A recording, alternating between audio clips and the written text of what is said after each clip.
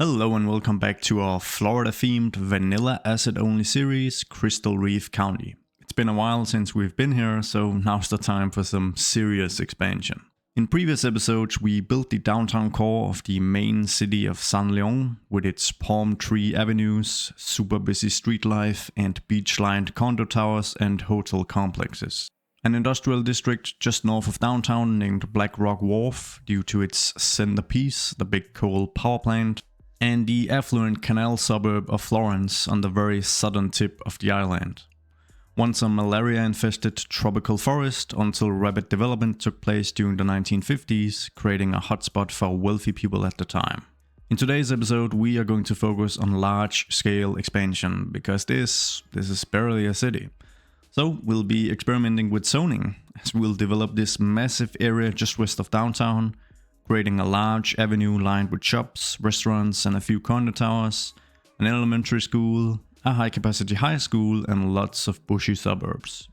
And if you enjoy my content, please hit the like button and consider subscribing if you've forgotten to. There'll be more Cities Skylines 1 and Cities Skylines 2 content coming out before the release of the game.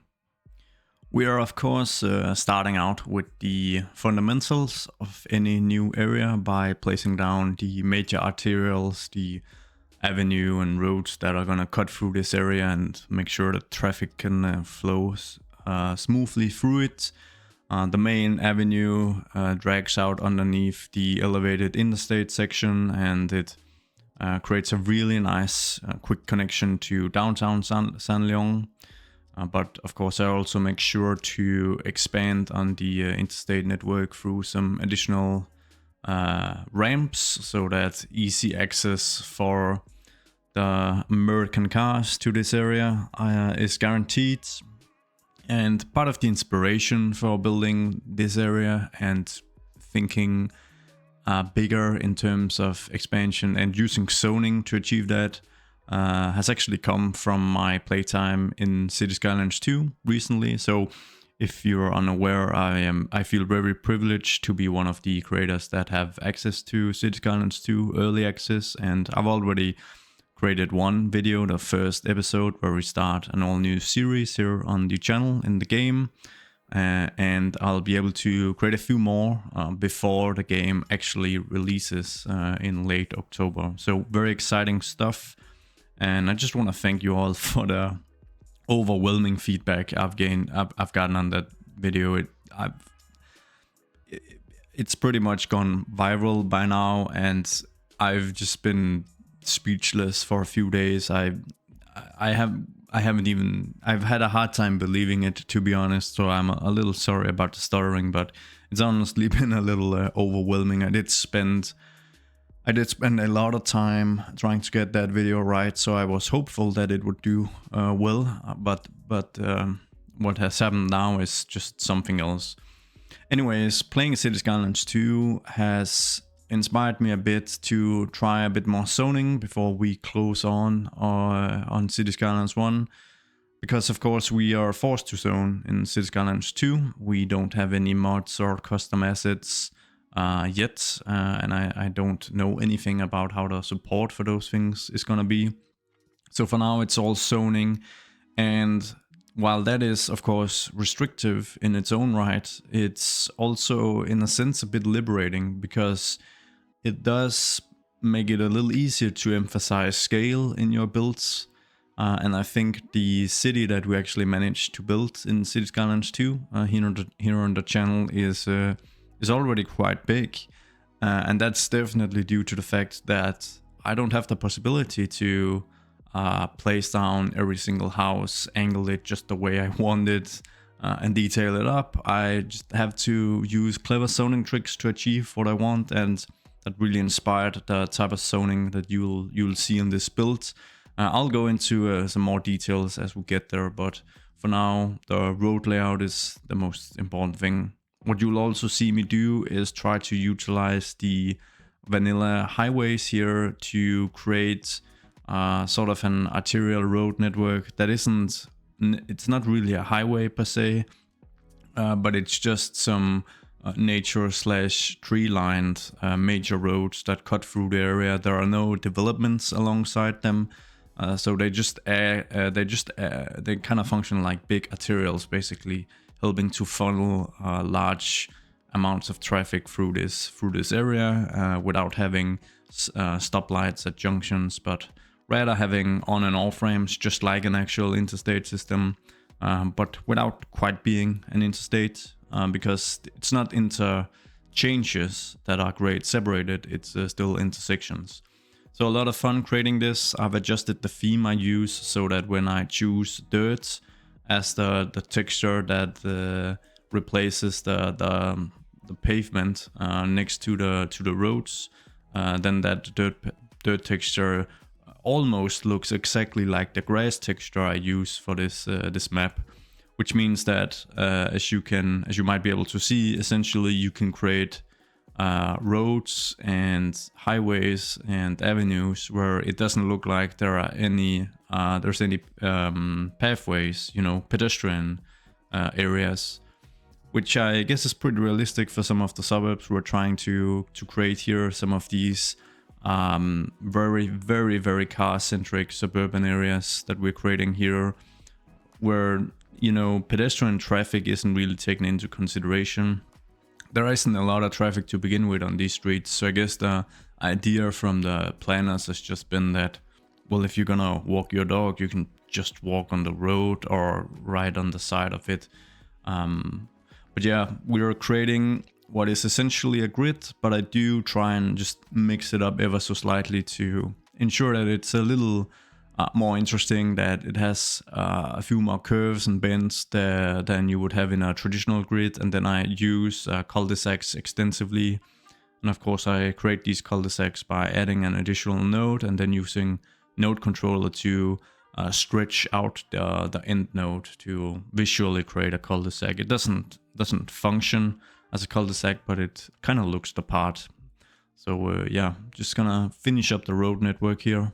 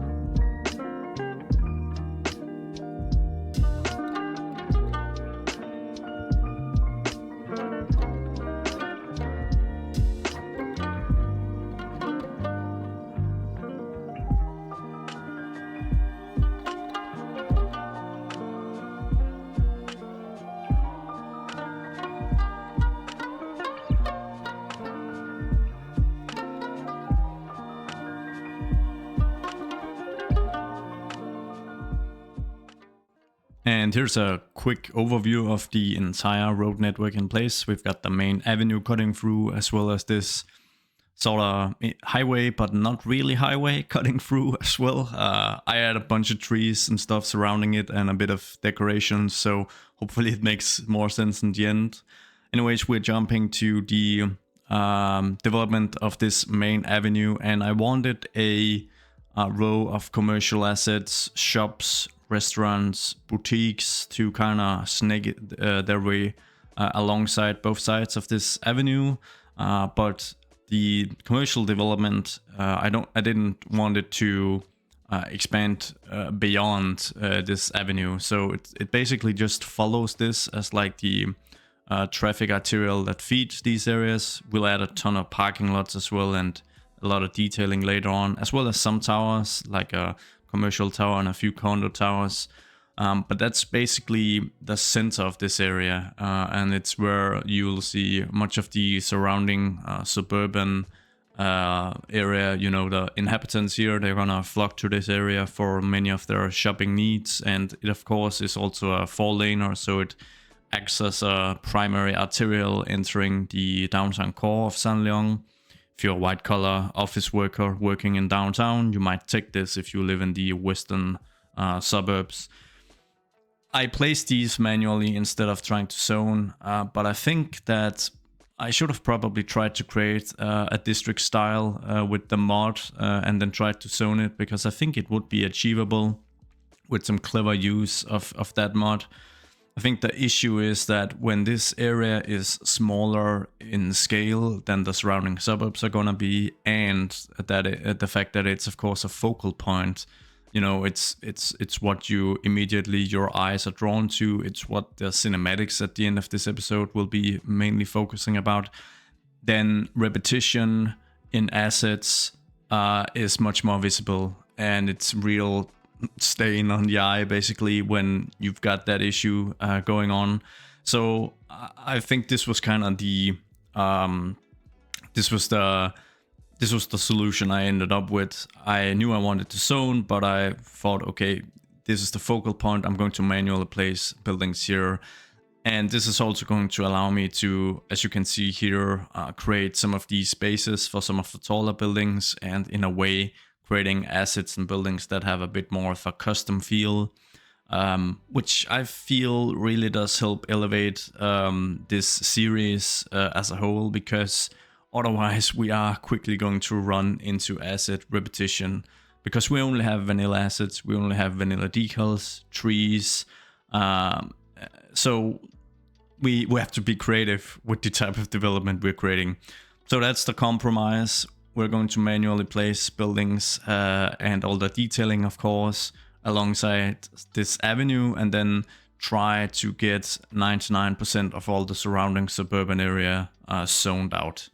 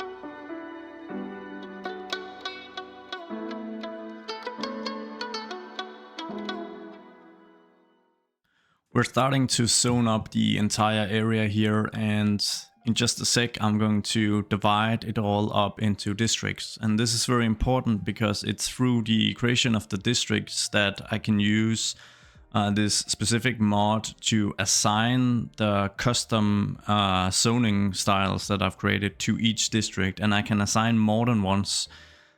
And this is a very nice feature, at least in attempts at using zoning, because it means that you can diversify the type of buildings you want to grow in each specific district.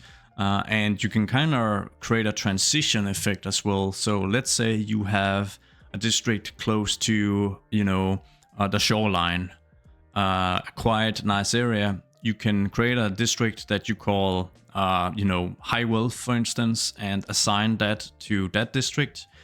Then let's say you create a district next to that, which is more inland, but it's still relatively close to the beach.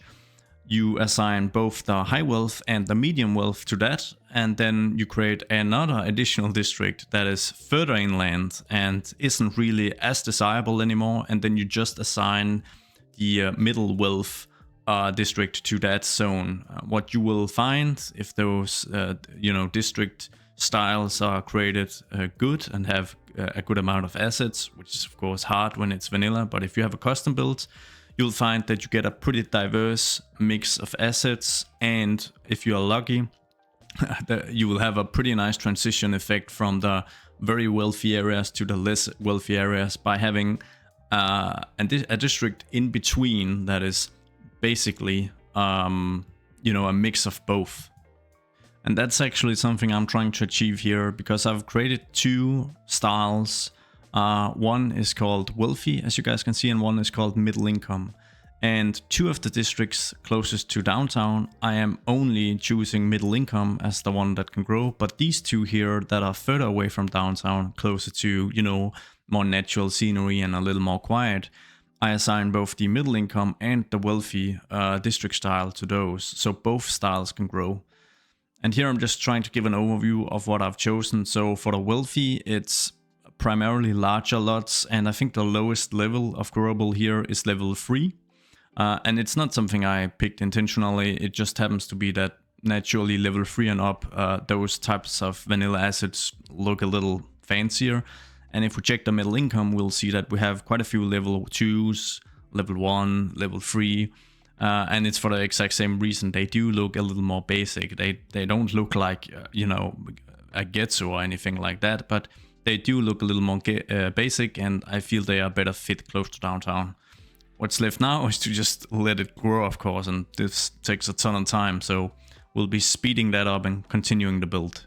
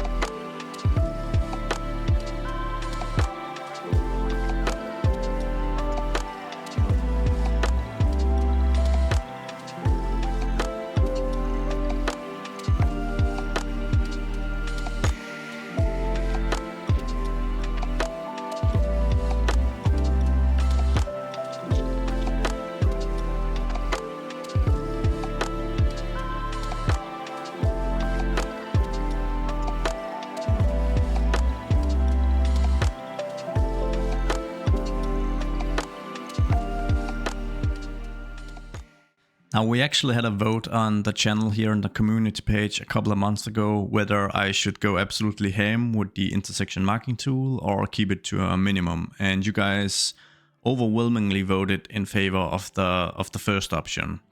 And I understand that it does create a very unique and much more custom feel and look.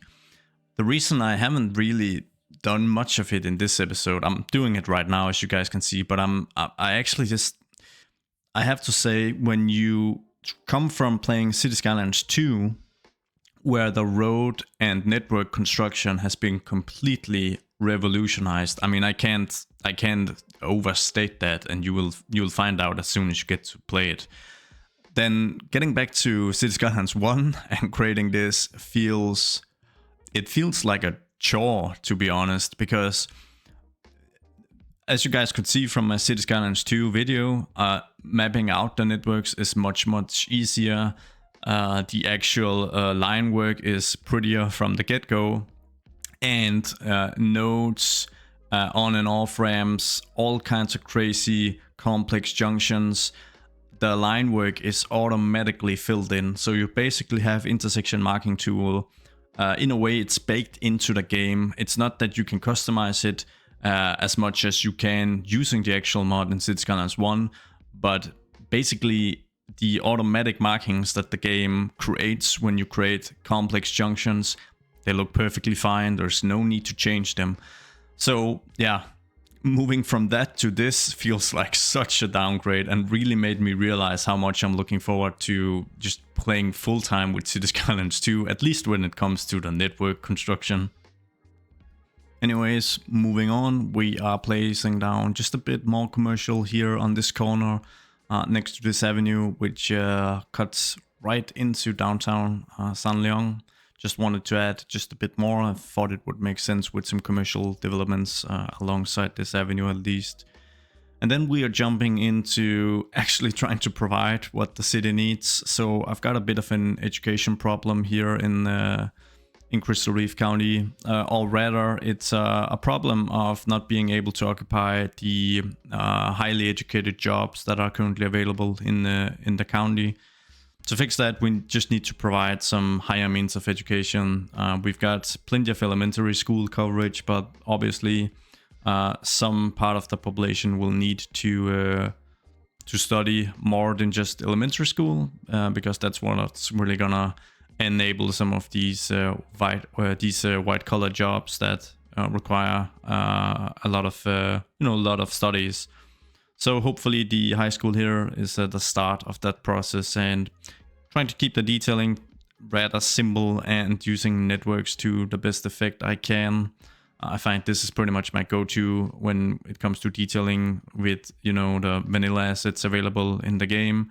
Would love for some planters to have been part of the game, but I guess it's kind of too late by now, and I hope it's something that they might emphasize a little more in Cities Skylines 2 when adding props to the game. Please consider the fact that, it might be seen as a small thing, but, just having a couple of different planters with variety actually means a ton when you're detailing up areas. Oftentimes, a pretty barren area just needs some nice planters and a tree, and then you're pretty much good to go.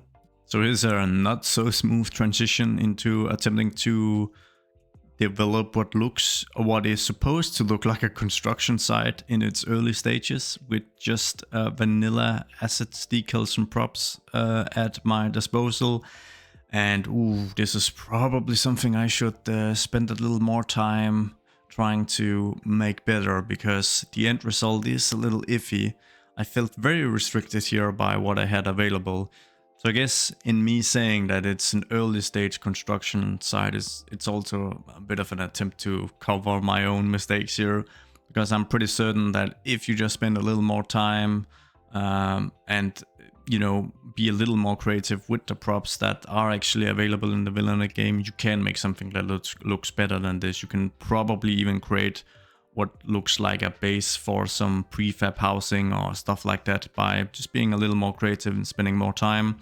But for now, I just add this as, trying to, I don't know if you'd call it negative space, but just trying to break up the development pattern with something else, something that just kind of stands out. And I knew I didn't want to put development stuff here on this long narrow lot, so we end up with a construction site instead. And in the end, I think it works out all right within the limitations, but I guess you can tell it's the first time I'm trying to do an early stage construction site with just vanilla stuff at my disposal.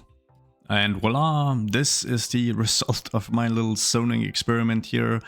So I'm actually quite happy with how this turned out, because this is not a strict grid. We've got some bendy roads and curves and stuff, and that really does complicate trying to work with zones in this game, unfortunately. But I think it's turned out all right. So what you'll see me go ahead and do in these next few clips is just actually moving some of the assets around a bit. If I find duplicates right next to each other, I'm just gonna shuffle some of the assets around to try and, you know, make that less of an eyesore.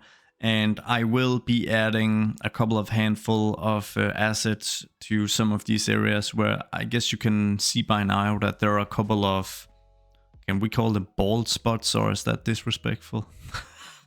I don't know. There are a couple of spots here where nothing has grown, probably due to the zoning tiles just being too small. I don't really have any really small assets in these district styles because I just feel that, for instance, the 2x2 assets in the vanilla game, they just look completely, they look odd and out of place, and there are already so many scaling issues with some of these houses. Some look massive, others look like they're from a completely different game. Sorry, no disrespect, Colossal, but they do. So I'm just trying to add a few where it makes sense, as you guys can see. That's especially the case for the cul-de-sacs that I've created. They have, of course, not been, you know, you can probably zone the cul-de-sac because it doesn't allow for zoning. So wherever I have a cul-de-sac, I'm just gonna go in and manually place a house at the very end and maybe move a few houses closer to the actual cul-de-sac. But other than that, I mean, it's pretty minor adjustments, most of these places, and much of the assets I just move them a bit. I actually end up keeping them. And when we start adding a ton of trees to just kind of detail it up or cover up imperfections, whatever you prefer is fine with me, then it actually it ends up looking quite okay. And you just know I have to go absolutely ham with the tree placement in this area. And the difference it makes from like a before and after, it's incredible. Trees are everything in this game. I'm pretty confident I dream of trees by now, but my subconscious mind is just trying to make me forget about it because it would be a complete obsession. Placing down trees has to be the one thing I've spent the most time doing in Cities Skylines, and I'm damn proud of it. Not ashamed at all. For the type of trees that I'm using here, as you guys can see, I very much prefer, I don't remember what the skinny one is called, but the fat boy I'm using here is the oak tree that was added in like a DLC or something, or added to the base game a little later down its development path, and it looks fantastic. It's big, it's chunky, it's beautiful. Oh man, all the innuendos there. Anyways, I'm placing down these first to just really make this feel like a suburb in the forest, basically. And then what I'm going to do next is I'm going to move in with another brush I have, which has a selection of all the nice palm trees, the more tropical trees, and then I'm gonna place that as well. Having done all that, it's time to add a bit of extra natural glory to this area. So I'm creating a lake here, and I'm doing it. There's two reasons for this. So one is that it looks beautiful and it creates an interesting feature, but at the same time it helps break up the playing field a bit, because these two cul-de-sacs, these two streets we've got just right here on the screen, they look a little odd when they just sit as they do now. But if I carefully place a lake in here, then suddenly the development of those cul-de-sacs makes sense. You know, that developers have pushed the road and the housing development very close to the lake, but have, you know, of course stopped giving some easy access to the lake. So I like to use natural features to kind of create some natural boundaries, because otherwise you could just, you know, if you have an edge of your city or a suburb and there's nothing for miles next to it, it makes it feel so undone in a sense. Yeah, that's a big issue for me, at least. What you'll find is that in most of my builds, all the land that I haven't filled out with development, I'll just cover it with forests, because it looks more complete than just having it be empty grass. Anyways, that's a kind of a weird thing I've got going, but I always do that. Next up, we're doing some very, very basic line markings, and as I said before in this episode, this feels I mean, this mod completely revolutionized this game. It's one of the absolute best mods, and it's going to be in the Hall of Fame of Cities Skylines mods forever. But coming from Cities Skylines 2, I could create this awesome intersection in Cities Skylines 2. All the line markings would be beautiful, they would be automatically created, and it would literally take me 30 seconds. And we're gonna create intersections like this in the next episode of my Cities Skylines 2 series, so you'll get to see it, but it's quite a contrast to work with this again in Cities Skylines 1 after having actually played with the toolset in Cities Skylines 2, which I guess is great. I mean, it's a great advancement.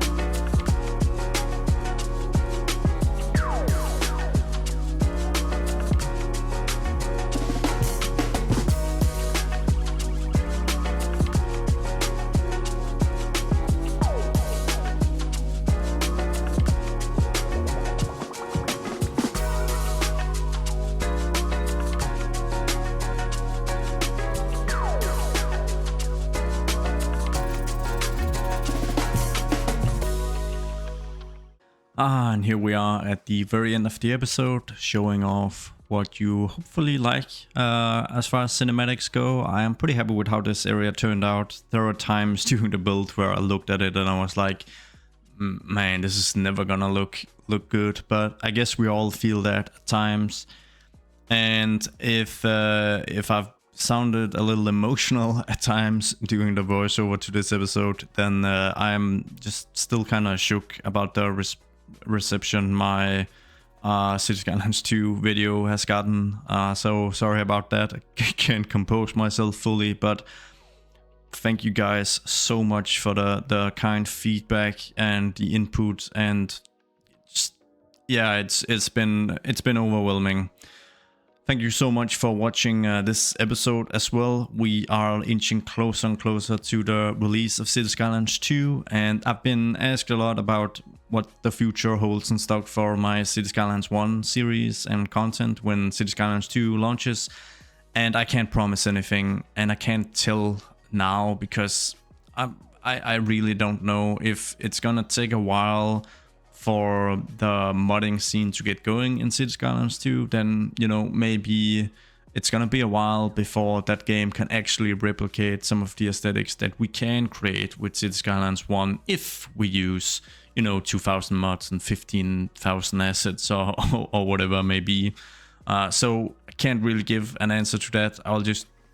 I'm gonna steer in whatever direction my passion kind of drives me, and I know that's not the perfect answer, but it's the most honest one I can give. Once again, thank you guys so much for watching, and I'll see you all in the next one. Bye.